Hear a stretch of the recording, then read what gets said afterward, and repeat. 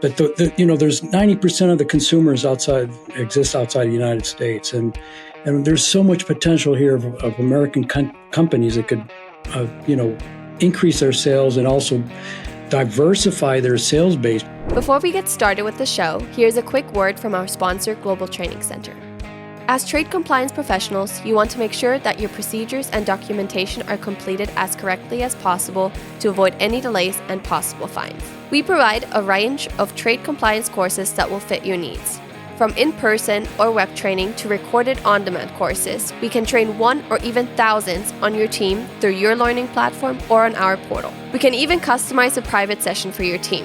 Go to globaltrainingcenter.com to find out more. Folks, we're here for another episode of Simply Trade Podcast. And I'm going to tell you, we have just, I say it time and time and time again, and it's just, we are so elated. Man, you guys are so fantastic as far as our listenership and all that. I'm going to give a little quick shout out to things. Lalo is, I happened to be at last night as we're recording this, happened to go by a local restaurant, Jim's Place, here in the Collierville, Germantown area, and in Memphis area. And so I happened to sit next to a lovely couple that turned out to be farmers. It was a lady by the name of Virginia and her husband, and we had a great discussion. She actually listened to our podcast. We got to talking about it and whatnot. I mentioned that we had the podcast going. She listened to it and was just sent me a text this morning. So, I met her last night, and she and her husband listened and sent me a text this morning and was like, "Hey, this is really great," and all that. So shout out to an Arkansas farmer family that is into cotton, soybeans, rice, and one other product that I can't recall offhand. Anyway, so Virginia, and to you and your husband, thank you so much, and it was great meeting you. But for everybody else, thank you again. It's great. But Lalo, I'm going to tell you that was a cool discussion there as we were talking about trying, in the international trade, and we talked about agriculture and all those kinds of things. And I know we didn't script this, and I had no idea you were going to say that, but in my head, I'm always thinking, how am I going to introduce our guest? How are we going to talk about what we're going to talk about today? And it was actually really good, because how do small businesses, small farmers, things like that want to expand their market internationally, how do they go about it? I mean, I'm telling you, me, Global Training Center, as a small business, getting started, I know the SBA helped us a lot with funding our initial startup, let's call it. So without that, you tend to struggle, and same thing. Well, now what if we were a small manufacturer or a small farmer, and I wanted to ship my stuff, export my stuff, or import stuff to make my product a little, better or whatever, whatever the case may be. Sometimes it's really hard to go and figure that out on your own when you're small, And so on today's show, which is really cool. Again, Andy, I know you didn't mean it, but it was a good. It just works out that way, doesn't it, buddy? It's like you and I just tag team so well at all this stuff. I love it. So that having said that, we do have a guest from the SBDC, so Small Business Development Council or Center. We'll figure that out in a little bit. And they're partially funded by the SBA. And again, we'll find out a little bit more. And they're mostly almost always in partnership also with universities and colleges around the United States. But let's find out a little bit more about that. Our guest, Laurent Kahl, I've known him for a couple of years, 2 or 3 years, a few years, let's say, through LinkedIn, of course. And then he's actually also, a client of Global Training Center. That's not the reason why he's here, but look at that. Look at I have Laurent. my certificate from a year ago. So yeah, one of the classes I took, importing procedures. I recommend them very well. If all you users, you make sure you log into the Global Training Center website and look at their classes.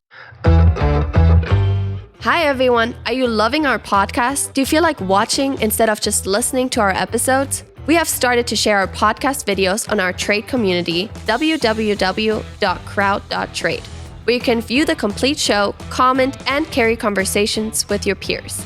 We have built a trade community around our training courses and different resources for you to collaborate and gain the knowledge you are looking for.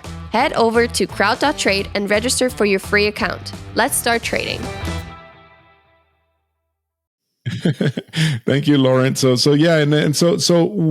what he does and what they do at the center, very similar all around the U.S. And we'll find out a little bit more. But thank you, Laurent. Welcome to our show, and I'm really excited to talk about this because of the small business. Of course, it's very personal to me because I am a small business, and I do want to know about resources. I do want to know how I can. I'm not going to say have an advantage over the big businesses, but compete at their level sometimes, you know what I mean? And have that support and be able to, win some of these contracts sometimes, that we need to compete with. So. Yeah, thank you, Andy and Lalo. Appreciate the opportunity to be here. My name is Laurent Kahl. I'm International Business Consultant with the University of Georgia. We're 50% funded by the SBA and 50% funded by the university. I'm a staff member of the university. And we have 4 international business consultants that cover the state of Georgia. We help with the Georgia SMEs with their importing and exporting problems, opportunities, challenges, etc. And just like we have an international trade center, there's one in Texas as well. Just to let you know, I know that Lalo's based over there in Texas, and they do have one in Austin and also an international SBDC as well. But some of the services that we provide to these Georgia SMEs, whether it's a one-person company or 10 employee company, or we go up to about 200. Our sweet spots normally between 3 and 200. Revenues between $500,000 to $300-400 million. But some of the resources that we provide, for example, we can give them market intelligence. What are some of the better markets overseas? Naturally, there's 195 countries out there. And how do you determine which one are the better markets for my product or service? And we can help you with that on the export side. And on the import side, we can also give you some information and data and also partners and things of that nature to help you with that kind of intelligence.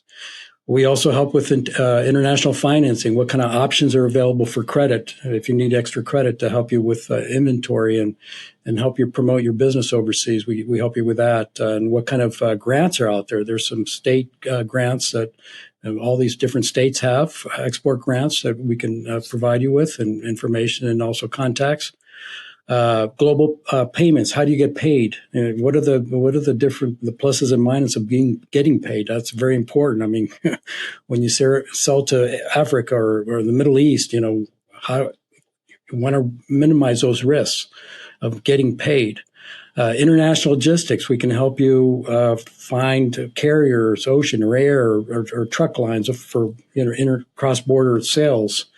Also help you upgrade your situation. Are you in a 2PL mode? Go to 3PL mode or 4PL. These are all different forms of advances in logistics that you may want to get into. International documentation, how to fill out forms. There's so many documents out there. There's commercial, banking, you name it. All these different forms of documents, and how do you fill that out? Make sure that you do it properly. The ecosystem, do you need you'll probably eventually need a banker, international banker for both your import and export business, a custom house broker or a freight forwarder, which helps you with the clearance of the cargoes overseas and here. A trade compliance. This is where Lalo comes in and can help you with some possible suggestions of trade compliance experts and also the training with the global training center that they have. Lawyers, logistic partners, et cetera. These are things that we can help with your ecosystem to help you grow your export or import business. And finally, just the training and learning about the mechanics of importing and exporting, from starting from A to Z, when you have your first sale, how to go about the whole step and making sure that you do all the proper steps and get paid on time, and just make sure that you minimize all those risks that are in that transaction. Those are things that we can help with on the import-export side, Lalo and Andy. All right, let me jump in on something. Is that I'm all the time talking, trying to suggest to our listeners that if you're in a company, if you're a business owner, you're an executive and whatnot, from a marketing perspective, you always want to look to see. I mean, the way I always look at things, let's put it that way. I'll just talk firsthand, is that whenever the companies I've been a part of, is that, all right, the current markets that we are participating in, is there a way to penetrate that market even deeper to gain market share? Is there a way to expand into more domestic markets to then broaden your customer base and thus broaden your revenue generation? But then the other is to expand into, are there international markets that my product and or services would be apropos to worthwhile to, participate in?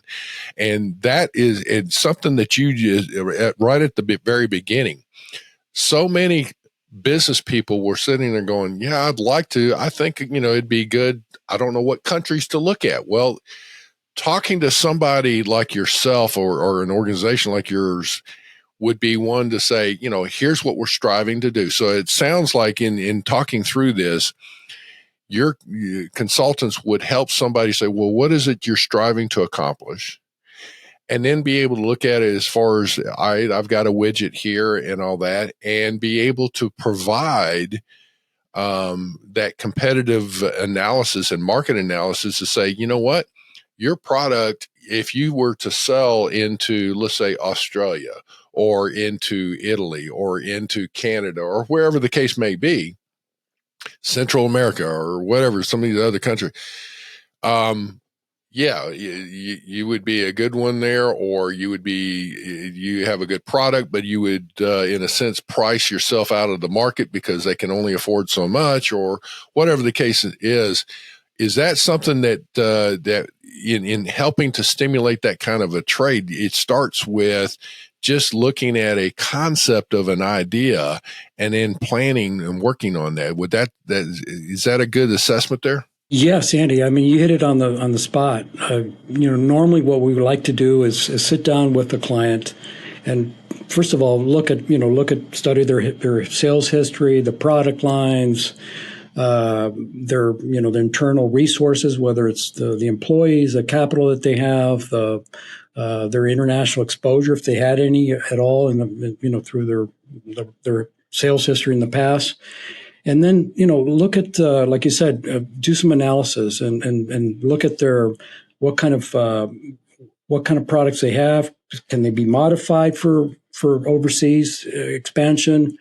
What the planning is very important. Like you mentioned, go through all the, what kind of marketing procedures they're going to need, what kind of digital strategy they may want to do on the side of, in addition to their, traveling overseas and going to trade shows and meeting distributors overseas and things of that nature. But that aspect of planning is very important, like you mentioned, Andy. And then, also then introducing these ecosystem partners, the lawyers and the bankers, the trade compliance specialists, and all these other folks that will help them in that journey.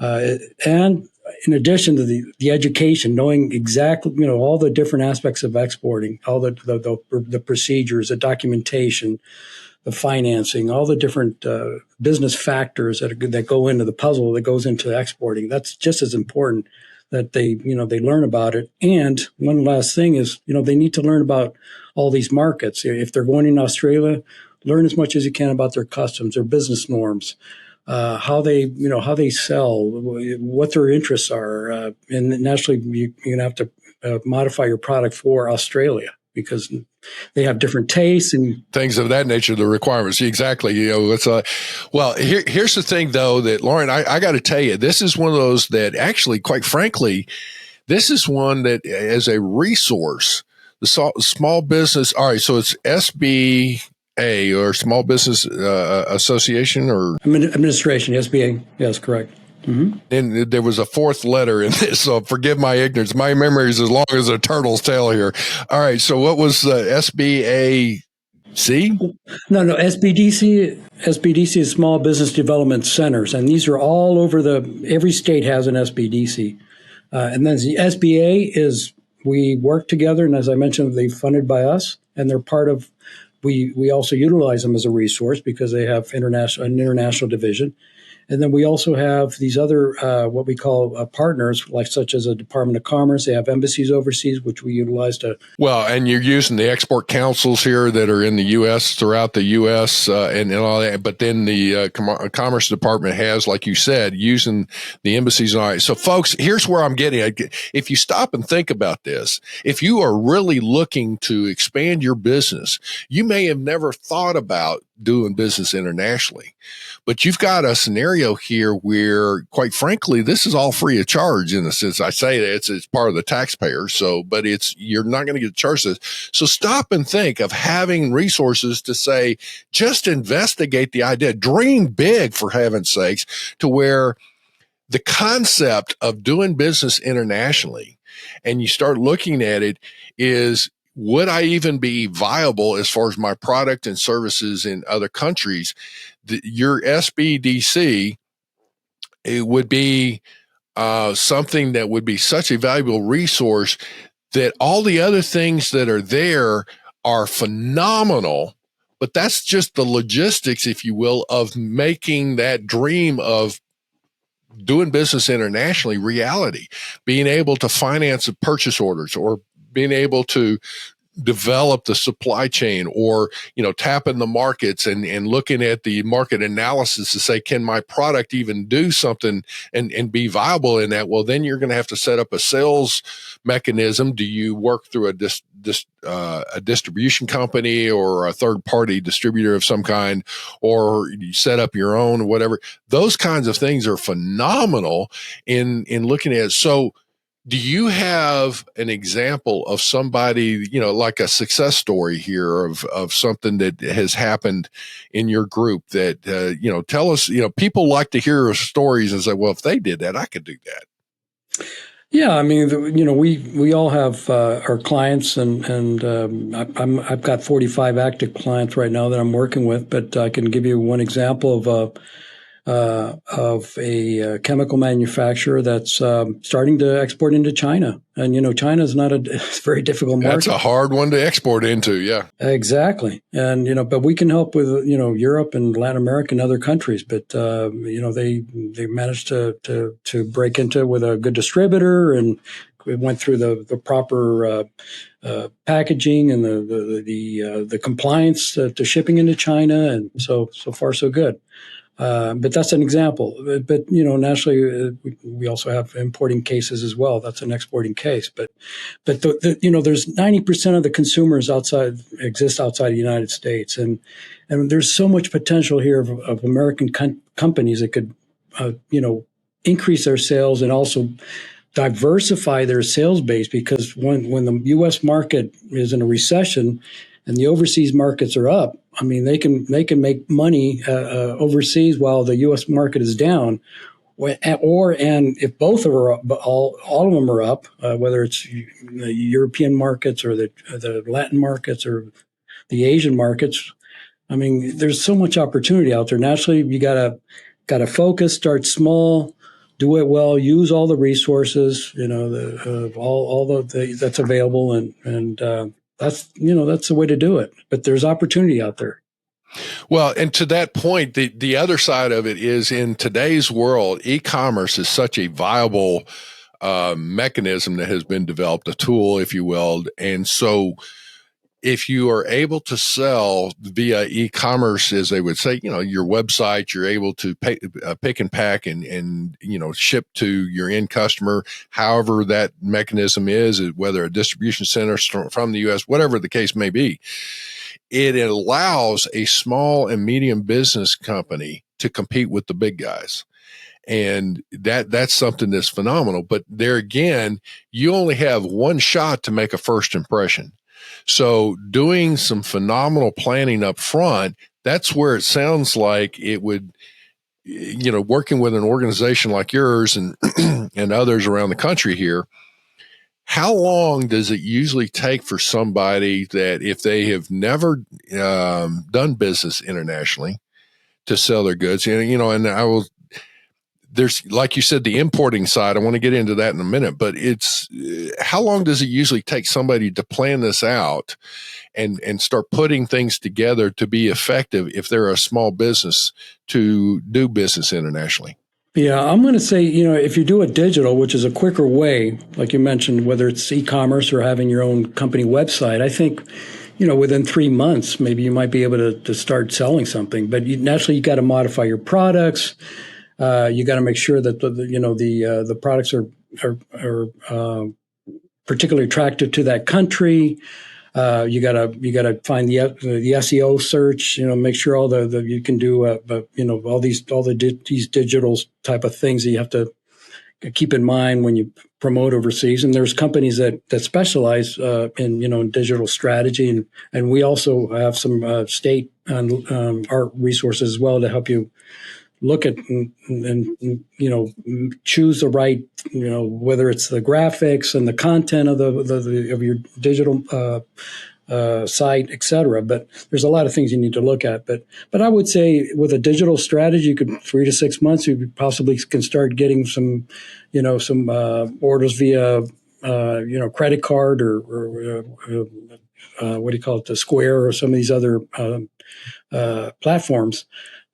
International, but when you do it physically or when you travel overseas, it's gonna take more time because you got to develop those relationship with those distributors, go to these trade shows, go to the country overseas. So it could take 6 months, a year. I mean, it's a little bit longer sales cycle, so to speak, when you do it more in the physical or the face to face type of interaction.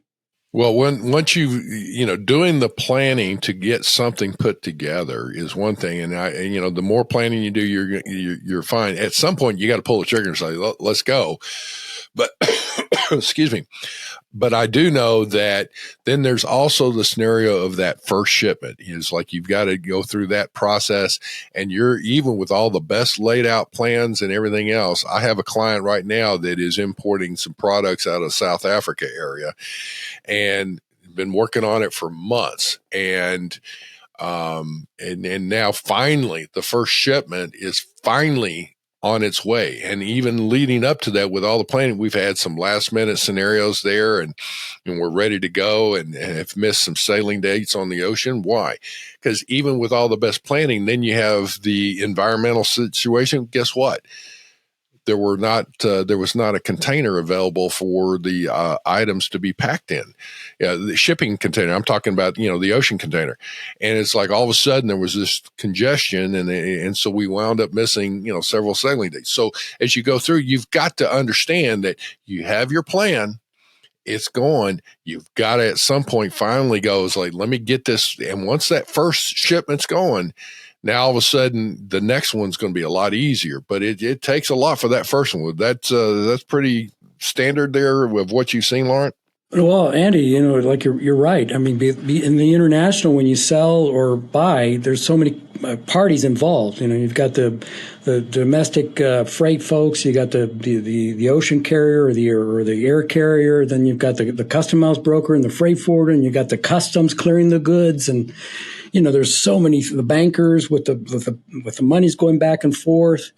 There's a lot of pieces that in that puzzle in an international transaction versus a domestic. Domestic's much easier. You ship your products, you send them an invoice, the product gets there, within, depending on if it's trucked, 2 to 3, 1 day or whatever, and you get paid, and that 30 days later or 15 days later. But in the international, it's a lot more complex. You're right, and you have to prepare for those surprises, right? I got to say, in my background, I've had the opportunity to travel around the world and meet with government officials and companies to help stimulate trade for American companies. And it has just been a phenomenal thing. And so you're right. There's so many opportunities. Folks, if you're interested in this, again, reach out to the SBDCs and all that, what we talked about. reach out to me. I mean, I'll be glad to try and point you in the right directions and stuff like that. And we'll get you, Lalo, the same thing is that, a lot of us have been around since dirt as far as in the industry. But all that to say, oh my gosh, I would love to see American goods exports increase around the world. And I will tell you, it's one of these things. For every $1 billion of trade, it equates to 10,000 jobs. And the thing is that with 3.5% of our gross domestic product tied to exports, if we just went up and doubled that, we'd still be below the average of the top 25 economies in the world of 8.7%. But if we double to 7% of our economy was tied to exports, we would create millions of jobs, quite frankly. So all that to say, Laurent, what just a great conversation, my friend. It's like, it's good to meet you and all that. Lalo, I'm going to tell you, this guy's pretty sharp. I'm going to tell you, he's one of the sharpest tools in the shed here. Thank you, Andy. And Lalo, I appreciate it. Really, it was a great conversation. Thank you for having me. We all love international trade. We're all geeks, trade geeks, as you call it. And I wish all you guys success, and anything I could help you with, and any of your listening audience, please let me know. And please, thank you again. I really enjoyed it.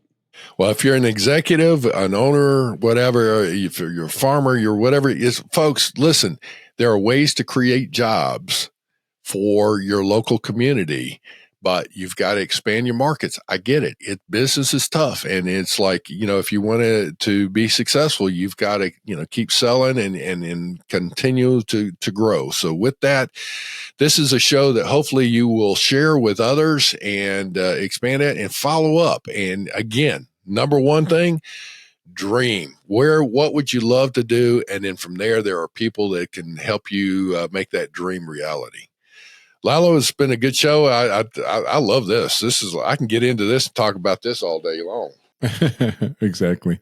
Yeah. Well, so we've gone a little bit too long, but that's fine. I out of respect for Laurent, let's go ahead and wrap it up. And for sure, Laurent, we'll have you back. I mean, there's absolutely no doubt. I mean, there's so much to talk about things like this that, we can dig in a little more detail on certain aspects of the process. But yeah, thank you so much for joining us. And I'll have your contact information. I'll have SBDCs, SBA, anything and everything. I'll get in touch with you so that we can get a list together, and we'll put that on the show notes. Go Dogs, go Tennessee, go Cal Poly. All right. All the best. Thank you, Laurent. Thank you very much for joining us. Simply Trade is brought to you by the generous contributions of Global Training Center. You can follow the show and GTC on LinkedIn or Twitter and other social networks. Make sure you check out the show notes in the description for a full rundown of today's show with all the important links. Also, make sure that you share this with a friend and subscribe on your favorite streaming platform. We really like hearing from you. If you enjoyed the show, make sure to rate and review wherever you listen to this podcast. If you or someone you know would like to be a guest on the show or would like to sponsor Simply Trade or suggest any topic you would like for us to discuss, please contact us via email at simplytrade@globaltrainingcenter.com, or you can DM us on Twitter at simplytradepod. Thank you again for the privilege of your time. Happy trading. Simply Trade is not a law firm or an advisor. The topics and discussions conducted by Simply Trade hosts and guests should not be considered and is not intended to substitute legal advice. You should seek appropriate counsel for your own situations. These conversations and information are directed towards listeners in the United States for informational, educational, and entertainment purposes only and should not be substituted for legal advice. No listener or viewer of this podcast should act or refrain from acting on the basis of information on this podcast without first seeking legal advice from counsel. Information on this podcast may not be up to date depending on the time of publishing and the time of viewership. The content of this posting is provided as is. No representations are made that the content is error-free. The views expressed in or through this podcast are those of the individual speakers, not those of their respective employers or Global Training Center as a whole. All liability with respect to actions taken or not taken based on the contents of this podcast are hereby expressly disclaimed.